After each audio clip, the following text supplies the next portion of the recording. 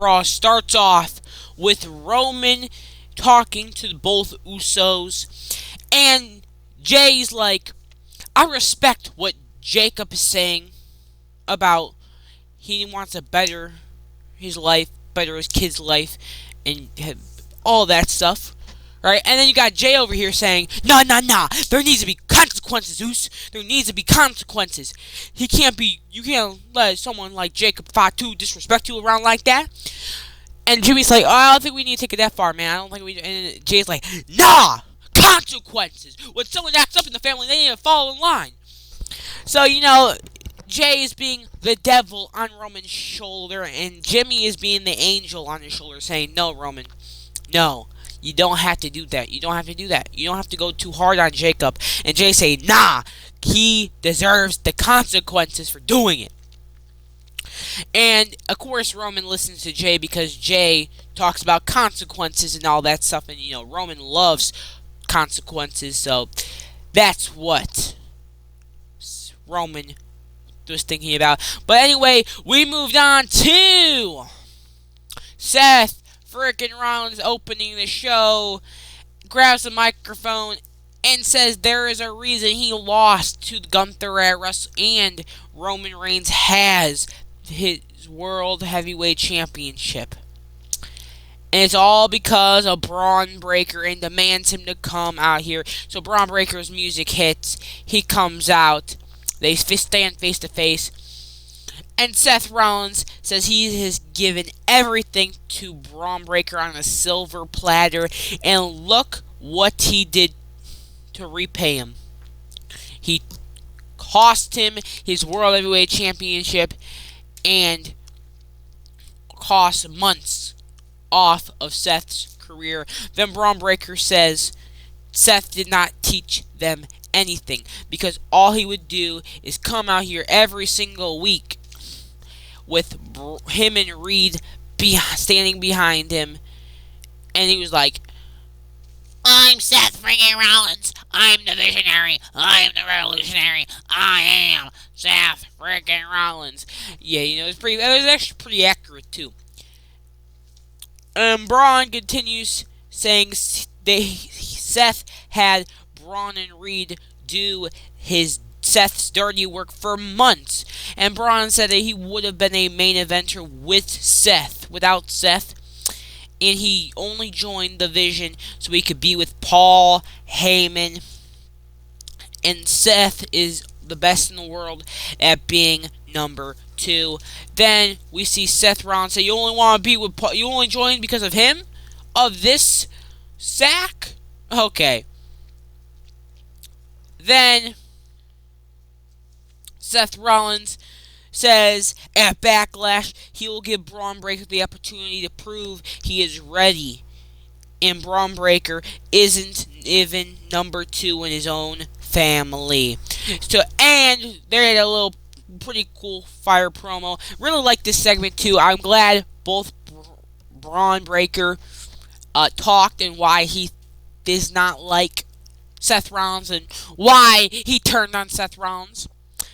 And I'm glad Seth Rollins got his turn to speak and actually had a nice face-to-face. I'm also glad they both talked. I'm glad it wasn't just a media fighting. And I'm glad there was no fighting in this segment at all, because I feel like it would have just ruined the segment for me, personally. But that's just my opinion, though. But look at look at Paul Heyman in the corner, bro. Look at him, bro. Look at him, bro. Bro can't be serious, bro. Look at him. Look at him, bro. Bro, someone make their profile picture. Okay.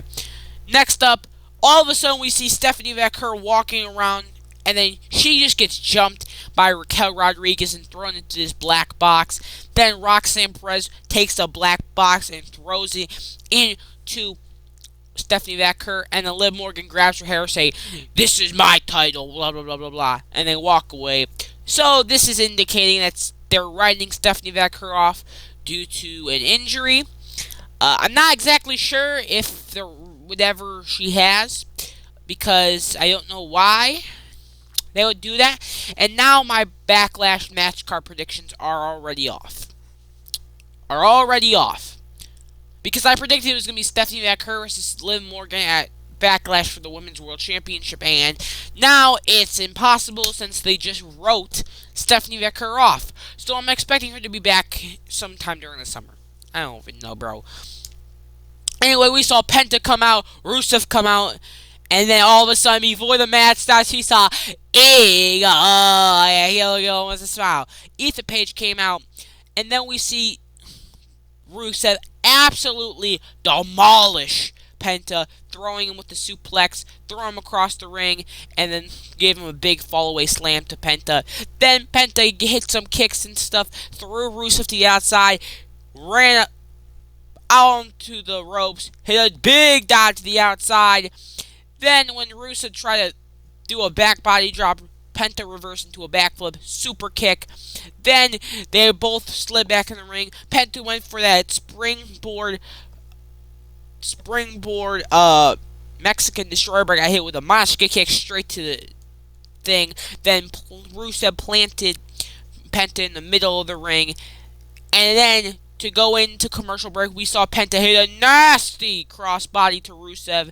Then after commercial break, we saw Penta hit his classic inverted sling blade to Rusev. Big Inzagura in the corner. And a nice backstabber from the corner to Penta. Then Rusev hits a crazy roundhouse to Penta.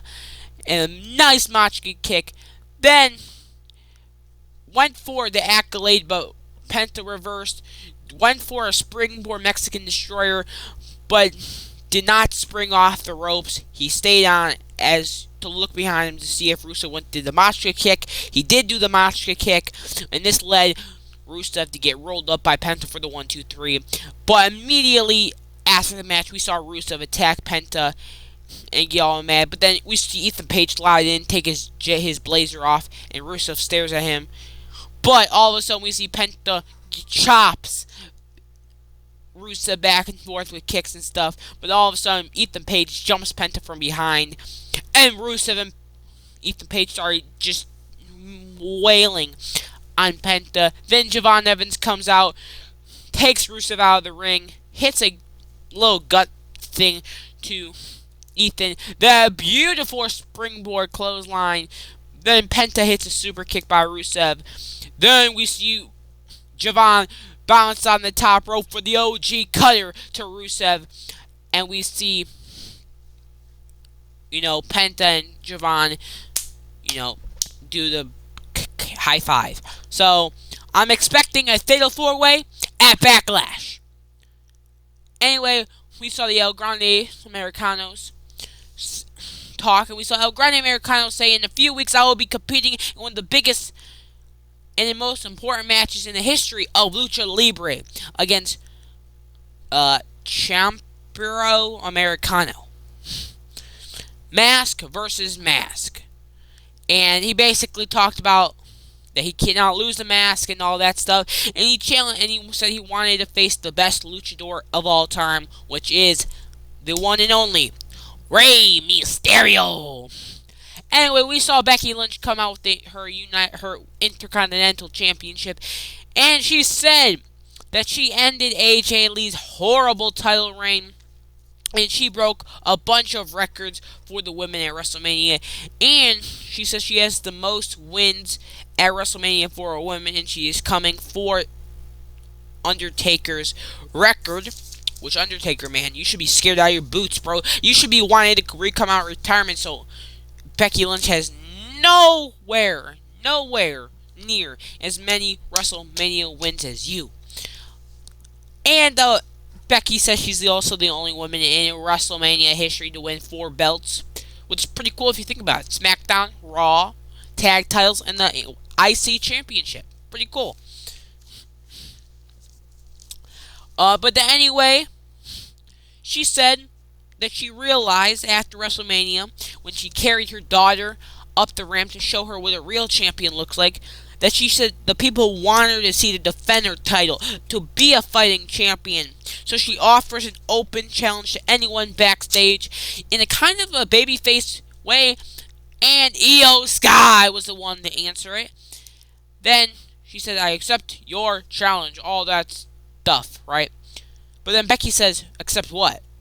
Oh, the open chant. Except what? Except what? Oh. And she was like, "Oh, I get. Rhea Ripley's gonna come out and Rhea Ripley's gonna come out and accept the challenge, right? I'm gonna be Becky Two Belts, right?" And she basically said, I want the best. I want the best of the best. I don't want you. I don't want you." And then Becky continued on saying, "Look, I wanted the Shawn Michaels, not the Marty Jannetty and Io snapped. Kicking her to the ground, punching her, all that stuff. Becky tries to run away, but Adam Pearce comes out and says, ladies, Becky, you already made it official, so let's get a referee out here and make it official." And then, as Io was celebrating, we see Becky take out Io from behind. And the match starts, and as we see Io run to the corner and do like a spring backwards, she gets kicked straight to the stomach. Then, a big forearm to the corner, and an exploder out of the corner from Becky. Then Becky hits a sliding kick from the outside, and then plants Io on the mat. Then we get back in the ring. Io plants Becky with a flatliner in the middle of the ring. Beautiful missile dropkick, bullet train, stomp to the chest after Becky tried to do a manhandle slam. But then we see Becky go out of the ring. Io runs the ropes, goes for her dive, but gets hit straight in the head, which is probably for the best, because every time Io Sky tries to go dive to the outside, she always lands on her neck. But it's fine though, her neck is somehow made out of vibranium. But then we see Io do this sunset flip powerbomb to Becky Lynch on the outside, sending us to commercial break. And then as soon as we get back, we see Becky get hit with a roll-up, kick to the face, then this nasty backbreaker for the 1-2, and this crazy DDT from Io Sky to Becky, and Becky sold it like she just died. But then as Io Sky climbed to the top rope, went for the moonsault, she got hit with feet straight to the gut. Big manhandle slam for the 1-2, Then Becky decided to climb the ropes. She gets pushed off by Io. Then Io hits his crazy springboard moonsault onto Becky. But this move causes Io's boot to come unloose, and she tucks it off, puts Becky back in the ring, goes for a springboard missile dropkick. But all of a sudden we see Io get stopped by Asuka and letting Io Sky get rolled back in the ring. Big manhandle slam for the 1-2-3, and still the IC champion Becky Lynch. And then all of a sudden we see Asuka get in the ring and hit a nasty roundhouse to Io, and a nasty Asuka lock to Io. And the referee's like, "Okay, stop it, she's out. So, yeah. But one thing there is to know in here, is Laredo, Texas was chanting, "We want Kyrie. We want Kyrie." Now, according to the media, they muted them, which I didn't hear no mute. Maybe they did it on, like, the replay, which is kind of weird, because they must have did it after that segment, because I heard the "We want Kyrie" chants immediately. Or maybe they did it on, like, their social media, like WWE, YouTube, or something like that. But I did not hear it on the live broadcast. See, this is why you need to watch these shows live, because sometimes they show stuff on the live broadcast and they edit it out in post-production. So that's why you need to watch these shows live. Anyway, we had the El Grande Massacre. And, of course, Ray's like, look, I don't want you two disrespecting Lucha Libre. Anyway, we saw Joe Hendry come out for his concert, and he said he had a little song for us, and he started singing some couple words, and then he said, Paul, can we fire Logan Paul? Paul, can we fire Logan Paul? and the crowd started singing. It was crazy. And then all of a sudden, we see Logan Paul come out and say, "No, no, no, you can't fire me! You can't fire me! I'm not gonna fire me!" He was going crazy, and it was hilarious. I was dying laughing. Even hit my back of my head on the wall behind me. It was hilarious. And Austin Theory's like, oh, blah, blah, blah, blah, blah. And then Joe Hendry's like, blah, blah, blah, blah, blah. Then, of course, Joe Hendry takes out Austin Theory, goes in the corner with Logan Paul, blah, blah. Then the Vision and Logan Paul just start jumping off Joe Hendry, pushing Joe Hendry in the corner. Well, all of a sudden, we see the Street Profits come out, attack Austin Theory and Logan Paul like they did last week, sends Logan to the outside, out of the ring. Then a big punch to Austin Theory. Then a nasty spine buster neckbreaker connection from the Street Profits. But then, of course, when Montez went for the frog splash, Logan Paul pulls Austin Theory out of the ring. But then Joe Hendry goes flying over the top rope onto the both men, and the Street Profits and Joe Hendry celebrate. So congratulations to them. But then we see Rey Mysterio come out for his match with El Grande Americano, and this was a pretty good match. Both luchadors started off with some classic technical wrestling, and El Grande Americano even wrestled Rey Mysterio down to the ground, but this allowed Rey Mysterio hit a quick roll-up for the 1-2. Then we see this crazy move from El Grande Americano that he gets sent straight into the the ropes. But as he went for the 619, he gets hit with a nasty knee straight to the face. And we see El Grande Americano send Rey Mysterio in the corner with a nasty uppercut to the chin. Then all of a sudden, Rey Mysterio hits a tornado DDT to El Grande Americano, puts him in the ropes again for a 619, but the referee's distracted by this other Ryo, letting Bravo trip up Rey Mysterio and letting Ryo put the metal plate, trying to put the metal plate in El Grande Americano's mask, but we see Rey Mysterio hit the beautiful 619 on Ryo. The metal plate fell out in the middle of the ring. We see Rey Mysterio go for a big splash, but El Grande dives out of the way. He grabs the metal plate, tries to put it back in there, but the other El Grande Americano stops him, grabs it from him, and allowing El Grande Americano get sent into the ropes. 619, Froggy Splash for the 1-2-3. Rey Mysterio wins. And then all of a sudden, we see both El Grande Americanos start brawling out to each other and all that stuff. So, pretty cool. And Ray put the metal plate in his dick. So, yeah, that's pretty cool.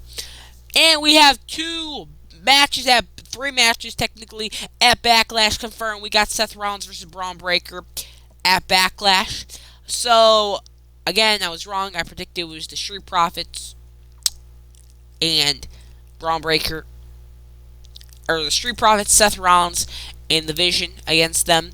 I didn't think they were going to do a one-on-one match right away, so I'm wrong again with figures. So, yeah. And Io Sky versus Asuka. It's about time that they had this match, and I don't think they're bringing back Kairi, which sucks. So, anyway, we saw Oba Femi come out and absolutely destroy Grayson Waller. Grayson Waller dives out of the ring. Oba tries to grab him. Grayson Waller pulls Oba down the ropes. Then he slides in the ring trying to do that Rolling Thunder stunner, but gets picked up, thrown across the ring. Big torpedo European uppercut with a nasty fall from Grace for the 1-2-3. Oba Femi wins. And he grabs the microphone and says that there isn't enough opportunity around here because the top champions have their contenders and the United States Open Challenge is now closed. So he is going to do his own Open Challenge called the Oba Femi Open Challenge, where anyone can compete and anyone can face him. So that happens. Anyway, we see a little more Judgment Days. We saw a little bit more Judgment Day saga where Liv was talking to Roxanne and Loud was talking about Roxanne that she cannot trust Finn, and Finn is the danger and all that stuff, and you have to be ready and all that stuff. But then all of a sudden, as Roxanne said to Liv, give me a second. I need a break. I need to think about it. Then all of a sudden, we see Finn Balor in the Judgment Day clubhouse saying to Roxanne, "You cannot trust Liv." And Roxanne's like, "Can I trust Liv or can I not trust you?" Anyway, we saw Bayley Lyra come out for her match with Roxanne Perez and Raquel Rodriguez. And let me just tell you, this crowd was absolutely hot for Roxanne Perez. Probably due to where it's being her hometown. But, yeah. Anyway, we saw Bayley try to do like a technical move, but she gets picked up and slammed right away. But she somehow reverses it into this crazy thing. Then, when Roxanne gets in there, the crowd goes crazy. She stomps Bayley out in the corner. Then we see Lyra. Again, we see a little NXT feud from back in the day. Big technical moves here. Then we see Lyra do it. Then, this nasty crossbody punches to the face. Then, Lyra hits Roxanne with a nasty kick to the face. Then, a big elbow drop from Bayley to her. Then we see Lyra get taken out by Raquel Rodriguez by a big clothesline to the outside. And whatever's happening here. Then we see Roxanne get hit with a nasty crossbody from Lyra Valkyria. Lyra hits an enziguri on Raquel Rodriguez and hits a nasty Northern Lights suplex to Roxanne Perez into a Fisherman Buster. Then we see Bayley get hit with a nasty boot into a Russian leg sweep combination, but the pin gets broken up by Lyra Valkyria for the 1-2-ooh. Then we see Bayley hit a Bayley to belly on Roxanne for the 1-2-ooh. Then Liv gets her hair grabbed by Bayley, and this allowed Liv to pull Bayley across the ropes, letting Roxanne take advantage with a knee to the face, pop rocks 1, 2, 3, and Judgment Day wins the match. So congratulations to them. Anyway, we see that Sol Ruca officially signs to Monday Night Raw next week. And did you guys see that Sol Ruca spot from NXT where she basically busted her head open and you get like 8 staples in the back of her head? That was absolutely insane. And I saw like a motion to recap, like a very slow motion of that clip.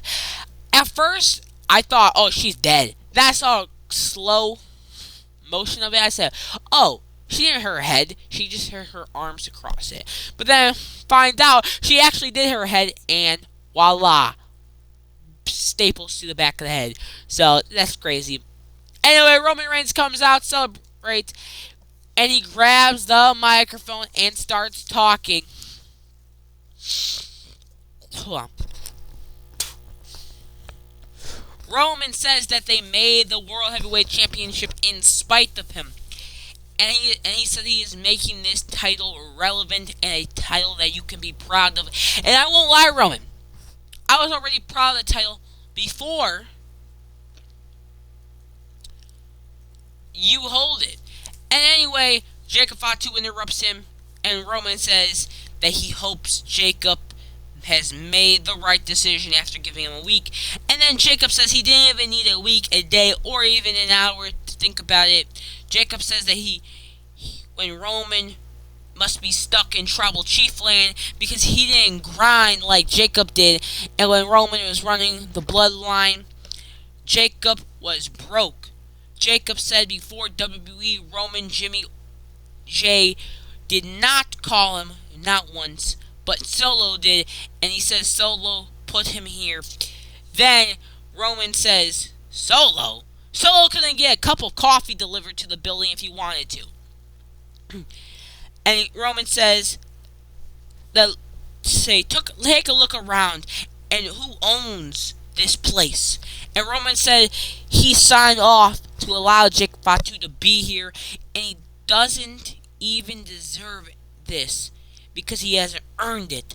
And Roman allowing this is nepotism, and that set Jacob Fatu off completely, choking out Roman Reigns at first. Then Roman grabs the microphone, hits it on Jacob Fatu's head, and Jacob just shakes it off,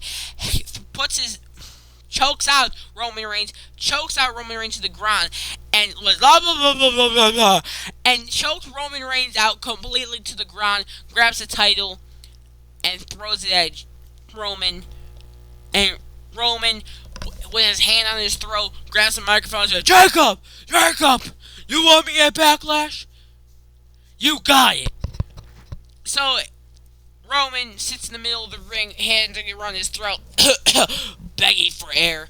And it is official, we will be seeing Jacob Fatu versus Roman Reigns for the World Heavyweight Championship at Backlash. So, I mean, it wasn't too much of a surprise, right? But all I have to ask is, how is Roman so sweaty already? He just got choked out. And at first, I had no idea what Jacob was doing.